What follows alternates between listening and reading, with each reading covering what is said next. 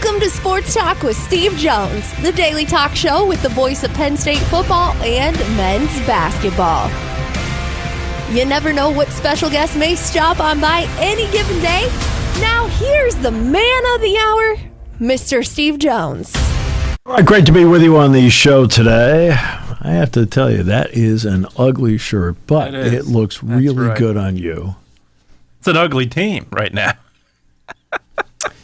They've struggled for a long time. I think the pandemic was the end of them. I feel like they were on fire prior to the stoppage in 2020. After that, they're on a milk carton somewhere. I've not seen them in a while. I don't know. It's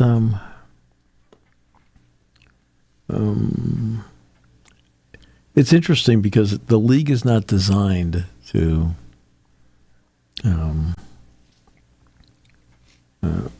have you be down that long. Leagues aren't designed that way. But they are struggling again. I went to the Penguins Ottawa game a few weeks ago. Oh, the guy that used to play for the Flyers, he was the number 2 star in the game. Really good. I mean, he was a really good player for them. But he's not playing with the Flyers anymore. Seems to be having a good time. All right. Last night, obviously, it was a tough night all the way around. You don't get off to a great start. I mean, the first 6 minutes of the game, you have no points. But you recover, you get going a little bit, and then you build up a 25-15 lead. It got down to 8, but then they came down on a steal, and it's the right play. This is not the wrong play. They go and they get the ball in rhythm to Dominic Stewart for a 3, which could have made it 11, but it's the right play. Just didn't hit the shot. And they gave up 6 points at the end of the half, and they're leading at the half 25-21. They maintained the lead for most, I'd say, the first 10 minutes of the second half. It's the first time this season that Penn State has had the lead at halftime and lost the game. They've been 12-0 in games in which they led at halftime, and they ended up winning all of them until last night. It goes back to what we talked about earlier. Of course, we know Yannick didn't play last night. It's short term. Now, where does that fit into this trip coming up? I am not going to know until I see them practice on Friday. There's no practice today. And so you missed that. Okay, I understand that. Mike got results with the small lineup in the first half. Second half, it goes back to if it's not one thing, it's another. So when they play, let's just take the last 3 games. They play Michigan. What's the issue in the Michigan game? Rebounding? No. Penn State pounds Michigan on the boards. It's 18 turnovers. So you have 68 possessions in the game. 18 are dead possessions. You still scored 72 points on the 50 possessions where you got a shot. Okay. That's 1.44 per points per possession when they got a shot, but they didn't. So you turn it around and you play Ohio State, and guess what you don't do? You don't turn the ball over. You have 9 turnovers, and you get crushed on the glass. Okay? Last night, they turned the ball over too often in the first half. You know how many turnovers they had in the second half? Penn State? 1. You say they had at least 1. Yeah, they only had 1 in the second half. Last night, it's layups. You are 10 of 27 on layups. 10 of 27. And remember, when Penn State went with the smaller lineup, Parker Fox, who is the shot blocker on that team, is off the floor. 10 of 27 on layups. In other words, you're getting where you need to go. You're not finishing. And again, that is the issue in this situation. We need to fix this to win because it's been a consistent problem. Okay. Now, remember early in the month of January, what was the problem? It was hitting threes. Yeah. Okay. Just weren't shooting. I mean, it killed him in the Indiana game. It probably cost him in the Indiana game. It may have cost him a little bit in the Oregon game, although Freddie had 21. He hit threes. And that's the issue you run into in a season like this. You don't have your communicator out there anymore. Remember we talked a couple of years ago with John Harrah, how John Harrah had the ability in communication to get everybody in the right spots. Puff was the guy that did that for this team defensively because he was the communicator out there. Once again, something fans would never hear because of the noise in the building. Cheerleaders, band, you cheering, booing, whatever it happens to be. But when you're in an empty gym and it's in practice, you know who the communicator is. And it was Puff Johnson. So you don't have that. That hasn't helped. Not having Yannick last night absolutely didn't help because they really didn't have a matchup for him. I mean, Fox would have been on him, but I like Fox. He works hard. He plays hard, the whole thing, but Yannick's not a good matchup for him. No, Penn State doesn't have that last night. And it's not a question of Puff Johnson being out because Nick Kern replaces him. As I pointed out Monday, and I mentioned yesterday, there's always a domino. Well, if Nick's not coming off the bench anymore, who's replacing Nick in that role? Right? Now, he played more people last night. He played Javin Carter some. He played Dominic Stewart a lot more. And now you're going to go on the road for the West Coast swing with USC and UCLA. And UCLA, since Mick Cronin went on his, I guess you could call it rant about his team, like, no, they're not working hard enough. Yeah. They've won 6 in a row, including beating Michigan State last night 63-61. And USC also beat Michigan State, but then last night went to Northwestern. No Brooks Barnhizer, out for the year. Jalen Leach got hurt during the game, and Northwestern still won because they still have Martinelli. And he hit the shot at the end. Now, they did what they could to almost lose the game, getting a foul and a three-point shot.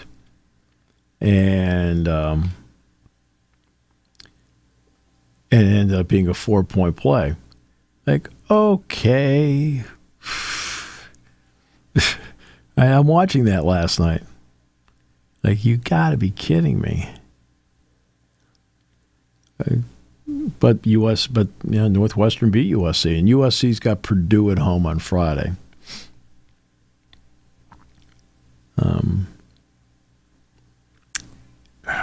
It's tough going through it as a team. It is tough for you, the fans.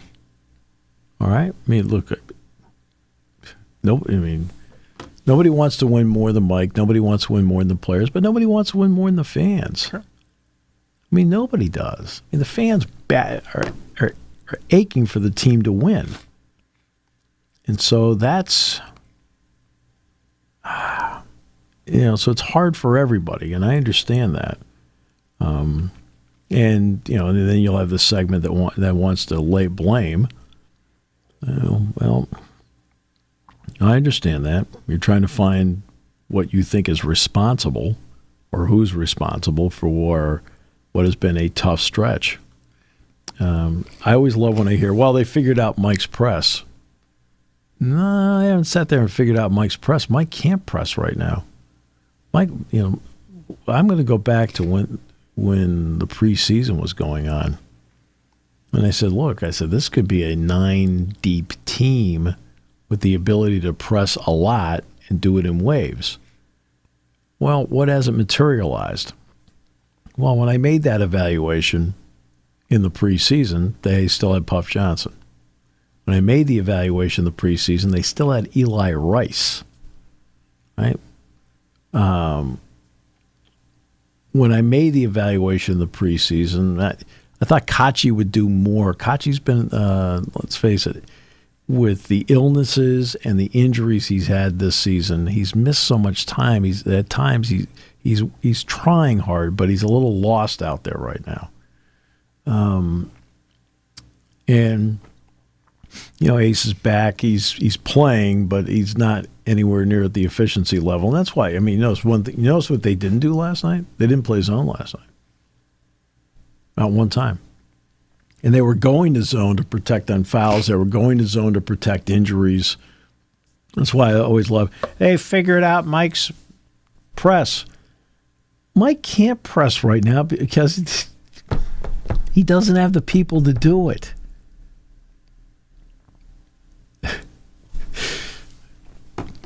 You'd be amazed, like when you have the personnel, there are certain things you can do.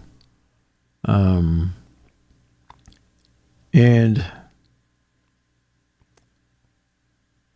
hey, it's like I said, it's been hard for the fans. It's hard for the team. It's been difficult. Give Minnesota credit. Dawson Garcia played well again in a really an understated way last night. They got help from guys that are unexpected sources.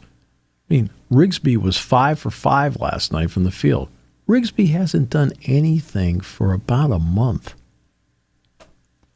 The key was when he banked in the 3 at the shot clock buzzer. You looked around and go, you've got to be kidding me. And Mitchell, well, he had threes last night. Mitchell was 7 for his last 28 in threes before the game last night. Now, do I expect him to miss all of his shots from the outside?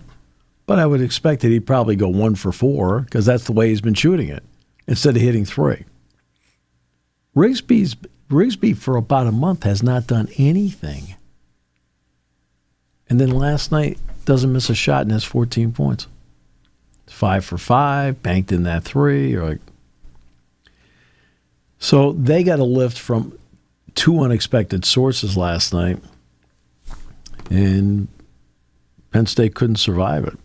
And again, you always get one of the issues that you have, and I pointed this out a couple times this week. It is not one thing. As soon as they think they've fixed something else crops up out of nowhere. Okay? 18 turnovers against Michigan. Big reason why you lost. Next game, you have 9. But after pounding Michigan on the boards, you get pounded on the boards by Ohio State. Last night, the rebounding was fine.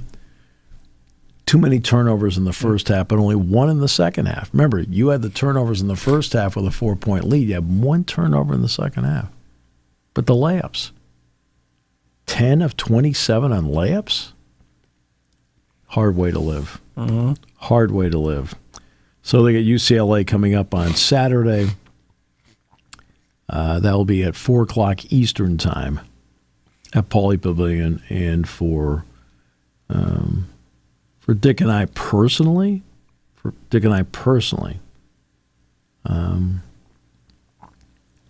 we've never done a game in Pauley Pavilion before. Dick has been there walking through it, but we've never done a game there before. So I know that Pauley is it's not like going to Madison Square Garden. People will tell you if you go there, you're like, oh, really, this is it? And, that's fine. I expect that. That's fine. But it's still the building that had Kareem Abdul-Jabbar, Walt Hazard, Gail Goodrich, Bill Walton, right? You go through the long list of great UCLA players that were there. Lucius Allen, Patterson, Myers, Marcus Johnson, Richard Washington.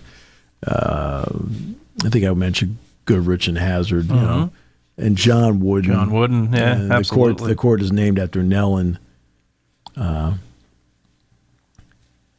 And John Wooden Court.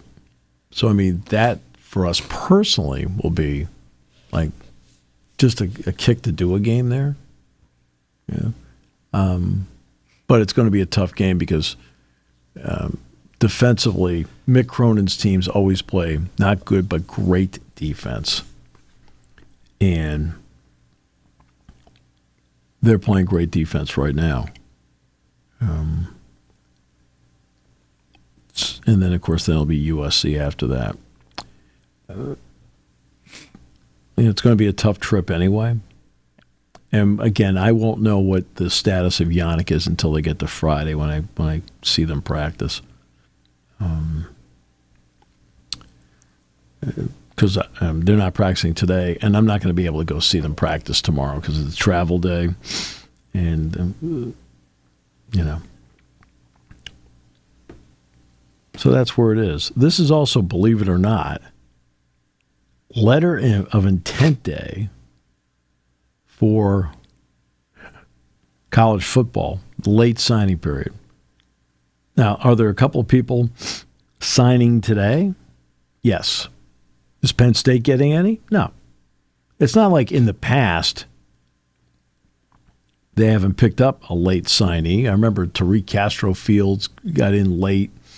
Benga Ioane is a great example of a guy that was the one guy they got in the late signing period. Like, wow, okay. And look how he's turned out. So it's not like you can't mine some gold late if it's available. The prime signing period is the first Wednesday in December. As you know, I'm strongly in favor of moving it to the first Wednesday of August. And the reason I want to is I see how basketball's been doing it, and it works. Sure. A lot of high school athletes, I think, would like to go through their senior year of high school feeling like they're set as to where they're going. Yeah, prior to the year. So you're not having there's still distractions. There really is. You have that without a doubt if you continue to put it off until you're in season. Yeah. So, but that is today. This used to be such a big deal. The first Wednesday of February. Like, wow, excitement. But, everything's changed in recent years with that. And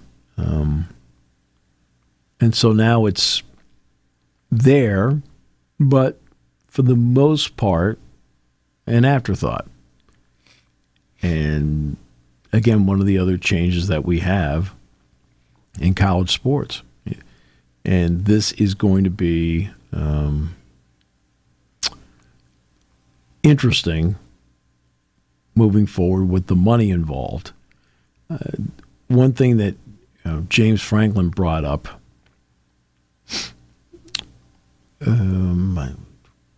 was it the Fiesta Bowl or the Orange Bowl? I can't remember which one he brought up. It may have been the Orange Bowl one. And he brought up about a commissioner for college football. And he's right. Yeah. And he mentioned Nick Saban, which would be a great choice. Just like I feel like a guy that'd be a great choice for basketball would be Mike Krzyzewski. And that's one issue you could solve. But the other one's going to be collective bargaining. You're going to have to get to the point where there's collective bargaining. Look, let's be honest about it. We saw what the guidance was at the end of the Biden administration. They did they threw a lot of things up against the wall in the last few weeks of the administration, including the guidance like 72 hours out from leaving, about 50-50 on the House settlement. Well, the attitude that you're going to see taken will be, well, it'll eventually go to court, so we'll let the courts tell us in the end what we're supposed to do about it. But until then, we'll do it our way. Okay. Right? Which is exactly what they should do. It's exactly how they should handle it. Like, hey, until the courts tell us, because there's going to be Title IX lawsuits brought out. There's already one in Oregon, put out by the Oregon women's beach volleyball team, and by the Oregon women's club, not varsity, club rowing team. Okay. There are challenges right now on the House settlement, and Judge Claudia Wilken is still expected to approve it on April 7th. Look, they've worked hard just to get to this point. They've worked hard just to get to this point.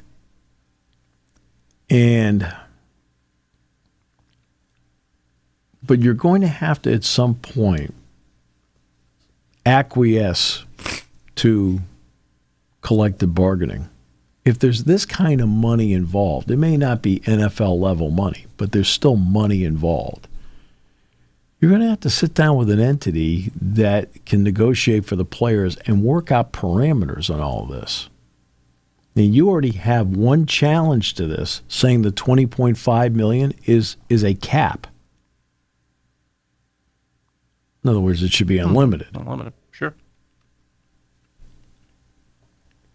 That's why you need something negotiated between schools and a players' association, so both sides agree on this is what's best for the sport.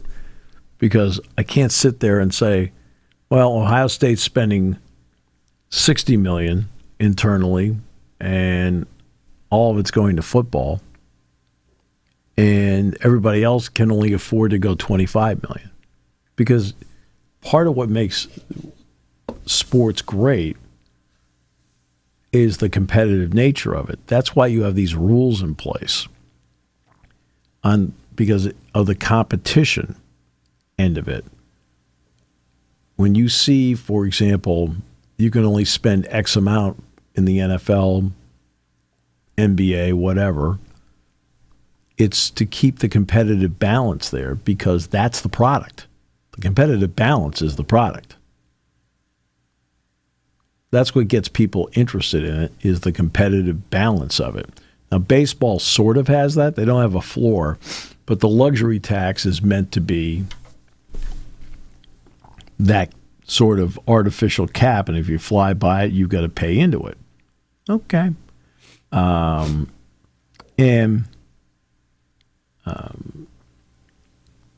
Then, of course, the issue is quite simple. You take a team like the Pirates, and they keep the money. Yeah. Completely. What are you doing? Right, you were supposed to put the money into salaries. That's why you were doing it. No, we decided to keep it. There's nobody out there we wanted. Okay, great. Yeah, that's your team. But I think you're going to have to get to a point.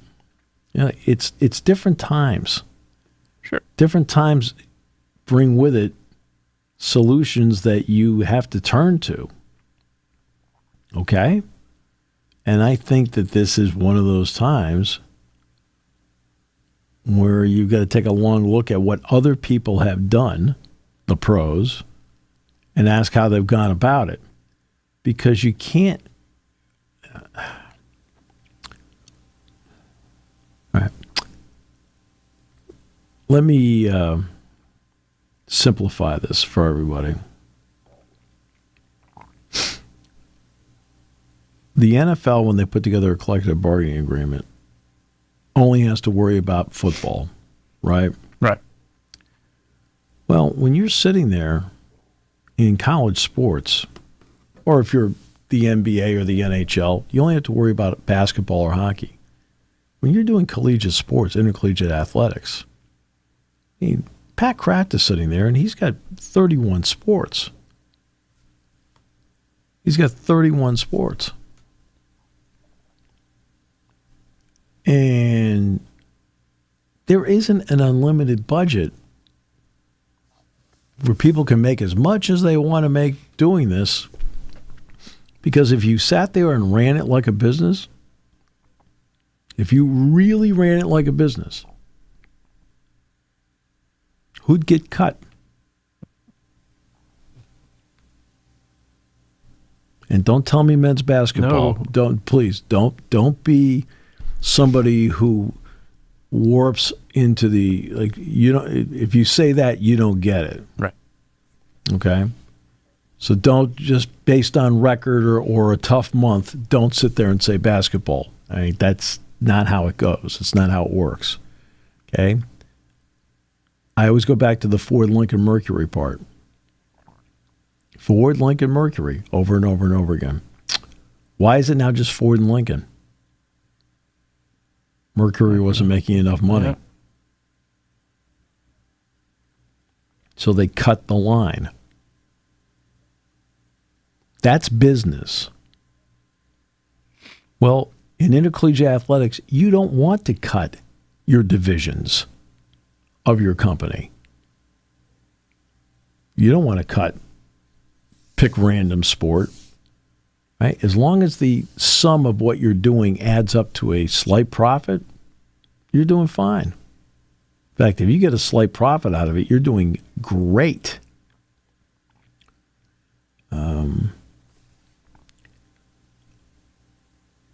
The $20.5 million,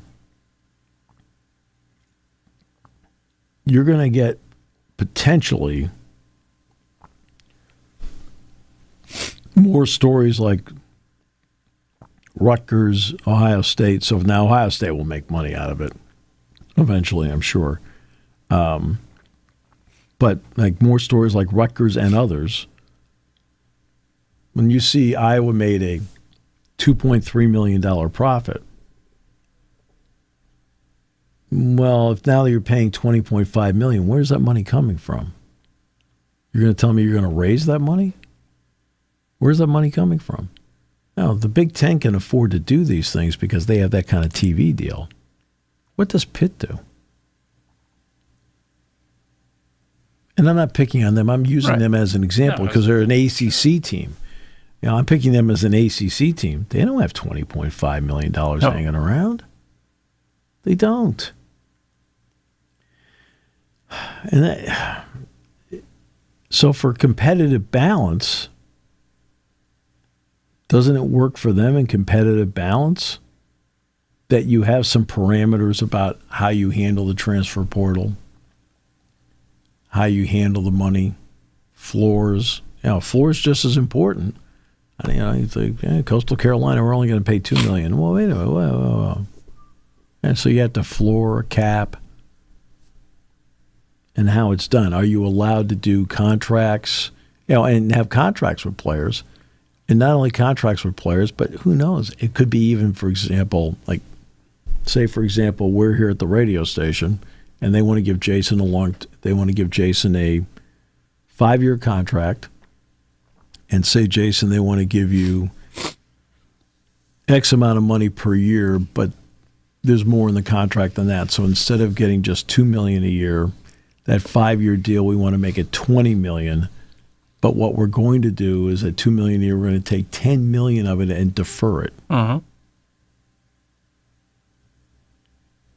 Okay, Ken Griffey Jr., Bobby Bonilla, others. Ohtani now, yep. Shohei Ohtani's going to have deferred money. I mean, almost $60 million a year in deferred money. Okay. Well, that's what you may see with this. You may see contracts with deferred money in college sports. It's not out of the realm of possibility. But you have to have rules and parameters on all of this, and you just can't do it.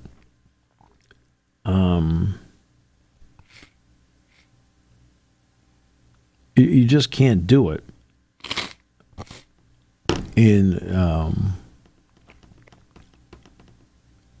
by the seat of your pants the way college sports has been going the last 5 or 6 years. It's been all by the seat of your pants.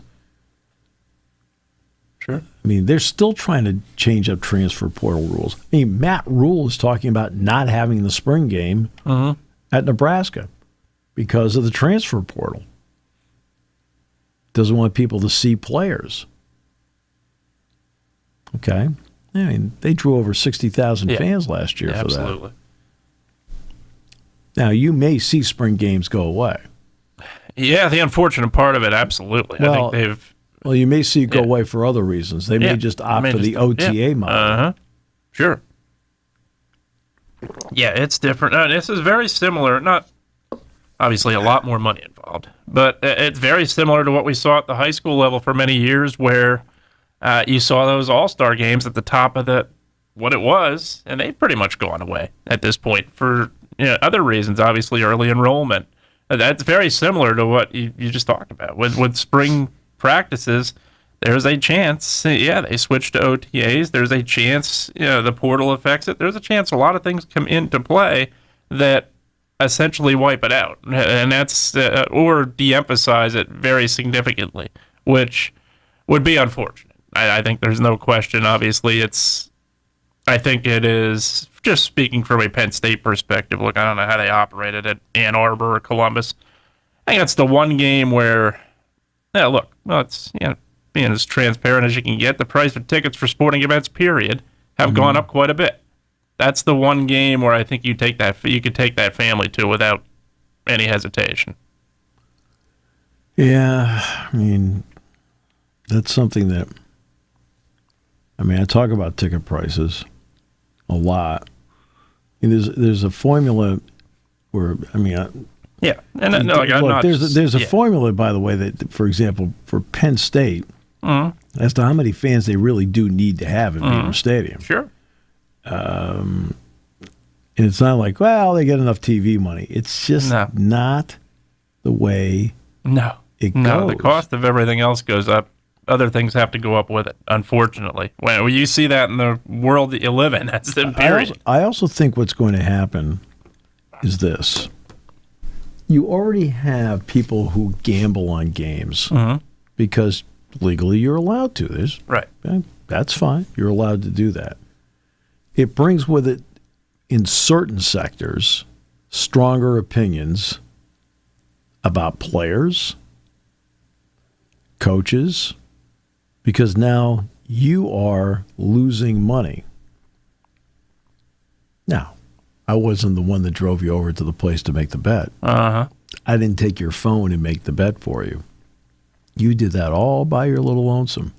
That's why it's called gambling. But your team may win,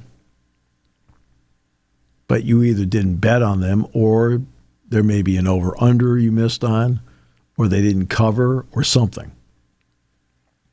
Well, you're mad. Sure.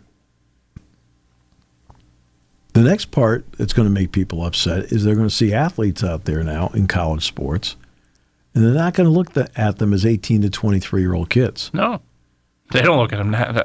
I would even argue they may not look at them now that way. Right? Well, they don't now because of NIL. Yeah, absolutely. Right?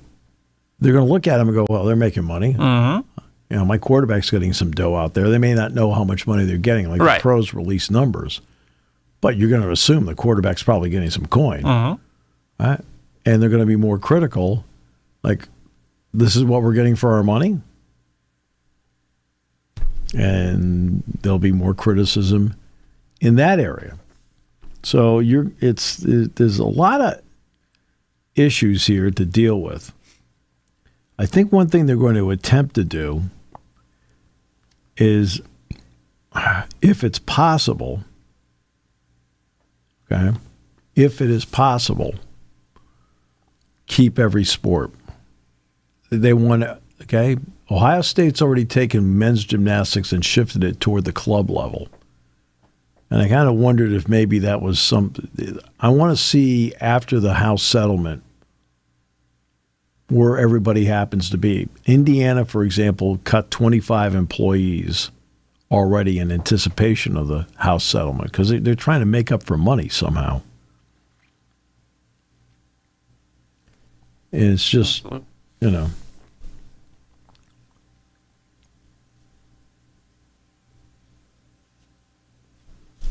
Yeah, it's, that's where college sports is today. In a nutshell. I mean, there's a lot more to it than that. But boy, when they win, you look at the run Penn State made in the college football playoff. Boy, they have fun. 2 years ago, that NCAA tournament run, boy, they had fun. That's why I was talking to my class today, and I was talking about the popularity of sports, and they were talking about the TV contract and so forth. They said, why does the TV contract show up on the basketball line? I said, look. I said, because they're on TV. I said, except for the national championship, how many women's volleyball matches were on Peacock, CBS, NBC, Fox Sports 1? How many wrestling matches have been on Fox? How many have been on CBS? Uh-huh. How many have been on NBC? How many have been on Peacock? How many have been on Fox Sports 1? How many wrestling matches have been on those networks? They've been on BTN, right? But they haven't been on Fox. Right. CBS, NBC, I mean, haven't. Right? And I pointed out to them, I said, there's a reason for that. I said, one of the greatest examples of why the football men's basketball part needs the investment it needs. You see how many people watch college football. I mean, Penn State and Notre Dame ended up with, 19 million viewers or something like that for the national semifinals? 19 million. They have, 10 to 12 million for the Fiesta Bowl, right? Mm-hmm. Well, here's one for you. 2 years ago, the NCAA Wrestling National Championship went head-to-head with the NCAA men's basketball tournament. Penn State won the national championship that night. I know that's kind of a shocking revelation. Doesn't happen often. I mean, it is the best program. Yeah. The word dynasty gets overused. Right. This is not being overused. It's a dynasty. But this is an example of that's the best program in the country with a passionate, beyond words fan base, right? But again, let's translate this nationally. That night, the NCAA Wrestling National Championship on ESPN had 452,000 viewers. Penn State played Texas that same time, opposite, in the second round of the NCAA tournament, had 6.6 million viewers.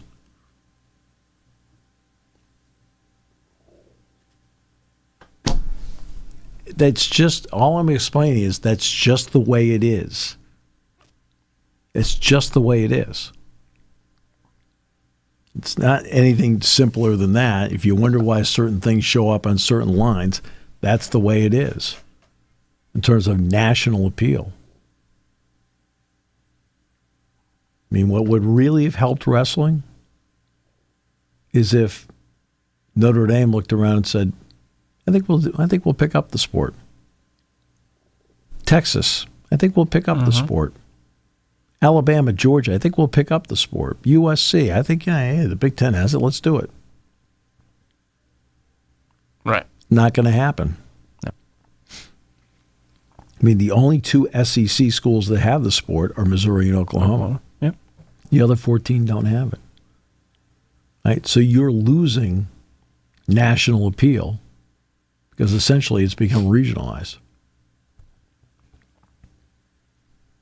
Right? I mean, the women's basketball tournament went great guns last year in terms of look at all, the ratings. The national championship game had more viewers than the men's championship game did, and the tournament still lost money. Oh, that's impossible. Oh, for goodness sakes. Okay, one tournament has $1 billion contract per year. The other one has one now at $65 million. You tell me which one made money.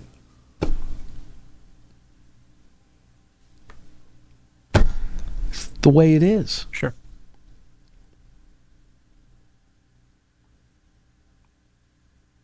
I don't make the rules up. I mean, look at the NBA and the NHL in the regular season. NHL and the NBA in the regular season, their ratings are lousy. The reason you have these contracts is quite simple. The reason you have the contracts is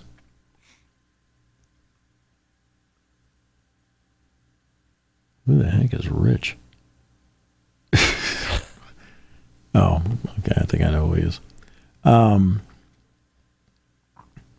They want the playoffs. Well, sure. Right? Especially at both sports now at this point. Point I made 10 times with the NBA, the regular season is de-emphasized at this point.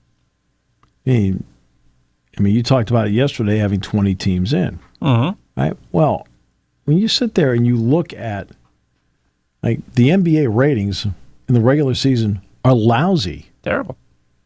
I mean, Jack and I talk about this all the time about how bad the ratings are. Mm-hmm. Well, the NHL and ESPN and TNT, their ratings right now are tanking as well. Sure. Yeah. But again, the idea is, I'm trying to think who has it. Is it this year's? Whose turn is it this year? Is it TNT's turn to have the Stanley Cup final? I think it is. I thought ESPN had it last year. I can't even remember. And that doesn't help. No, it doesn't help at all. I mean, that doesn't help. Having it on cable, period, it doesn't help anymore, really. Obviously, those are major cable channels, yes, but there are a lot of people who have cut the cord. And that's obviously when you have your finals on ABC or NBC or Fox or CBS, that is a lot better than having it, unfortunately, on ESPN. Yes, I know ESPN and ABC go hand in hand, but they don't go hand in hand on the dial, unfortunately, for a lot of people who have the subscription. So that's the big part of it for why the ratings go down even further. Yeah, here's the story here. NHL viewership on ESPN and TNT looking dreadful. Last week, NHL games on ESPN and TNT hovered around 200,000 viewers, getting beat handily by other sports properties. After the league got off to a poor start to the season, seeing a steep 39% year-over-year decline in opening night viewership, then drawing a record low audience for the Winter Classic a few months later, the NHL is putting up some truly dreadful numbers as it enters the end of the regular season.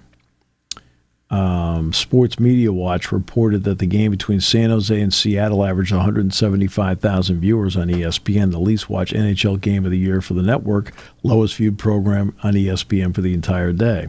It was outdrawn by Iowa State, Kansas State women's basketball as a lead-in. Cyclones Wildcats women's game averaged 390,000 viewers.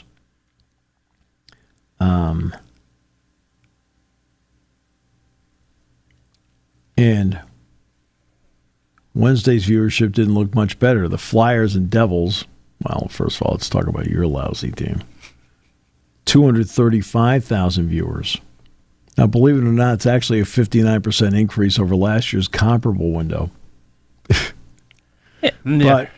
But again, the game between the Pens and Utah, now see, that wasn't carried here. I had to watch it on Pittsburgh, AT&T, whatever it's called now. Yep. And I watched the game. It had 138,000 viewers, which itself was a non-exclusive broadcast. See, some of these are non-exclusive. Right. And if they're non-exclusive, that means blackout rules apply. And if you're in the market, you're not getting the game. Meanwhile, the golf league is averaging, and I think the golf league is a total gimmick, right? But that's just me. Right. Is averaging 1 million. The East-West Shrine Bowl on NFL Network outdrew the NHL by 10,000 viewers. That's the East-West Shrine game. I don't even know who played in it. Right? But when they go to ABC, though, this is the difference, though. When they go to ABC, the Bruins-Rangers game had 1.1 million viewers, which was a season high. So when they're on ABC, they're good. Blackhawks and Florida Panthers, 723,000. Bruins, Rangers, 1.1.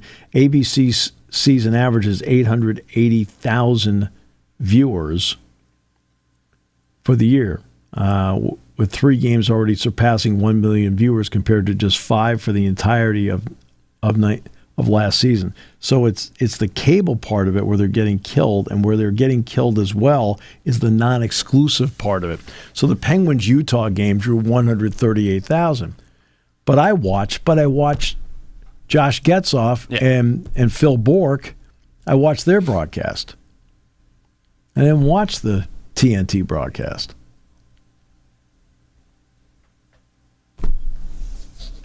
The non-exclusive part, the part that's killing them. Now, postseason is where they get their money, but like the NBA and the NHL, I mean, look, what they're doing right now is quite simple. The regular season is programming filler so they can have the postseason. But this is where you are with it. Sure. When they're talking about the women's basketball game, that was exclusive. There wasn't another outlet carrying it.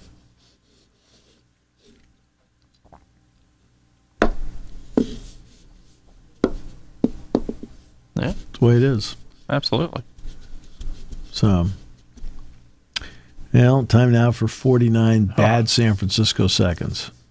I don't even tell you. There's not even any history I can look back on today and see that. But yeah, we'll see. You got Robert Saleh back. That's huge, obviously. And then look, they did same thing Penn State did in a lot of ways. Where we're 49ers, we're not as bad as we think you are. Penn State we're this close, but. And from the 49ers perspective, I think you had to shore up your defense in a lot of ways. You needed a coordinator. You went out and again paid the highest amount you could pay for a coordinator. And that's, I thought, was very big. The 49ers defense, talent-wise, is a lot better than what they showed last year. So, yeah, I think Saleh was obviously a great pickup, and we'll see. We'll see what kind of offseason moves they make.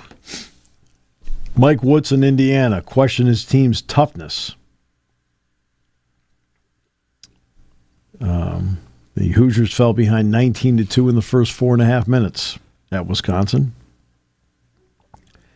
Never got the single digits. Lost 79-64. We're not a tough team right now, Woodson said. We're not. Mentally, we're not tough.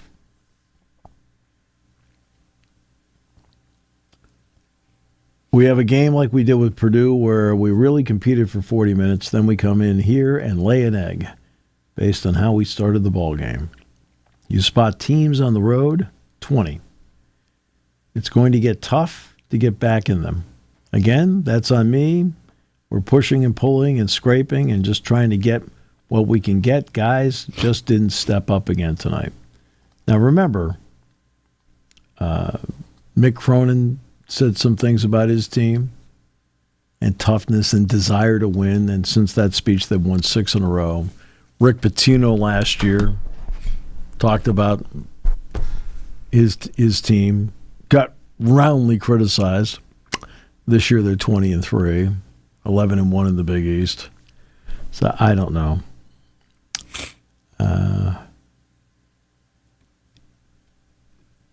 I don't know.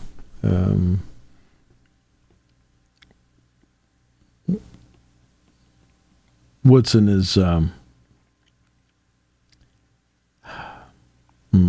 should I say this? Of the 3 coaches that have done that,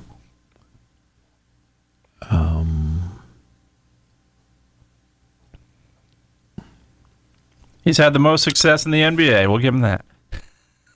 Or lack of thereof. You know what? NBA players loved him. Yeah. You want to know why? Because he made sure they got theirs. Yeah.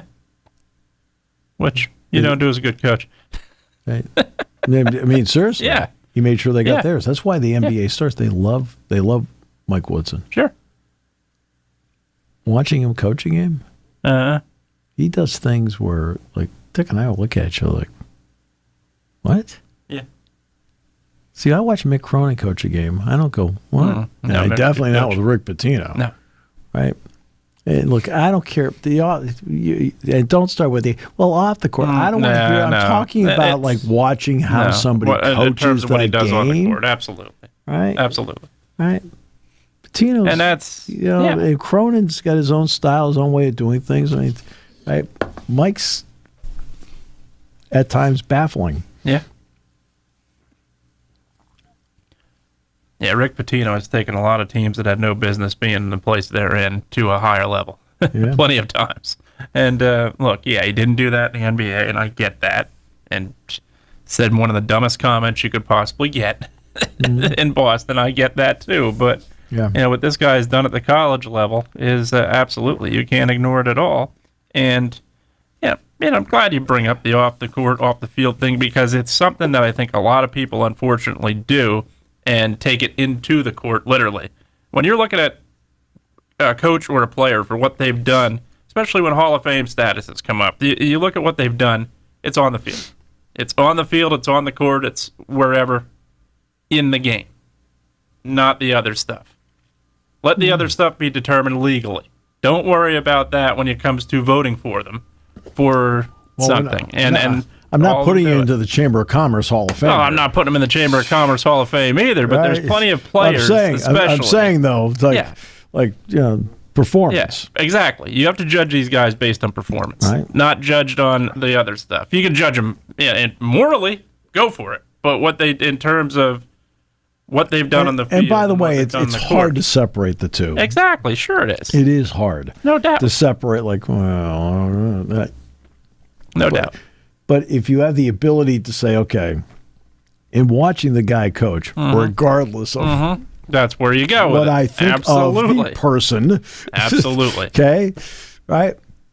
You're like, well, dude knows how to get it done. Exactly. That's where I'm going with it. Okay? You do get into that part. And just so everybody knows, I don't think Mother Teresa coached. Exactly. She may have given great advice. Absolutely. All right. I know I tried, although she rejected your email. She actually spoke in one very close to Pottsville, several years ago at this point. But did you go? I could not. I was sick that day. I remember that. Really?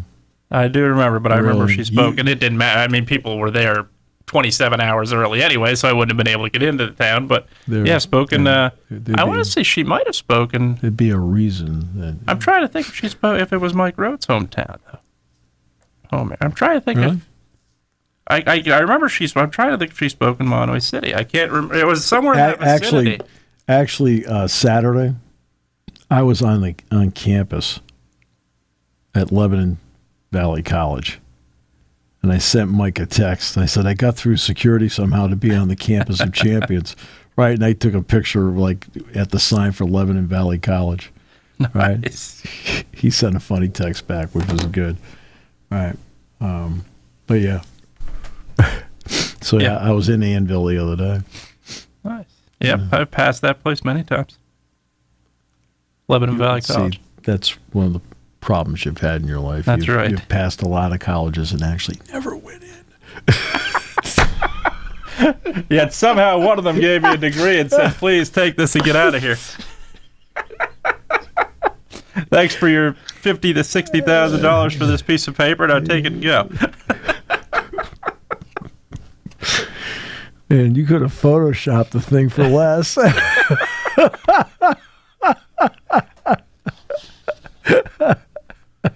They wouldn't have found out for a couple of decades. George O'Leary almost got the head coaching job at Notre Dame by line. It's true.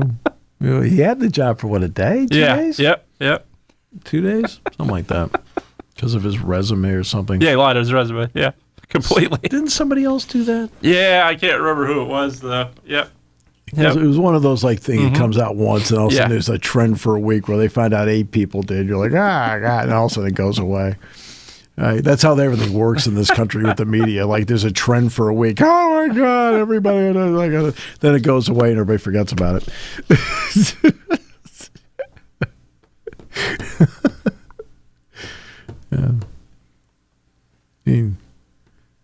I was in here the other day. You were over at the copy machine. I looked at it. I said, I didn't know you went to Harvard.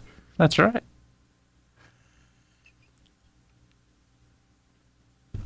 Harvard, Yale. As long as I don't misspell them, I got through there okay. I did that to Bob Taylor on the broadcast the other day. We were kidding around. Yeah. And, it was Danny Wolf. Transfer from Yale. He's playing for Michigan. And I looked over. I said, "Bob, you went to Yale, right?" And he goes, "No." I said, "What about Yale locks?" And Bobby's about as smart as he gets, so don't even for a moment think, okay? And you're smarts. Man, you come up with stuff, I sit back and go, holy mackerel. You remember everything. Like, including all the things I've said to you. No.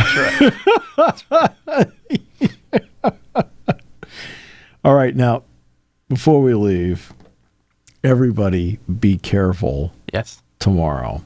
Absolutely. Early in the day. Yeah, especially those of you that work the third shift, late night shifts, overnights. Yes. Overnight shift. Yes, be very careful. Going in early tomorrow. We're going to have sleet and some ice. Just be careful.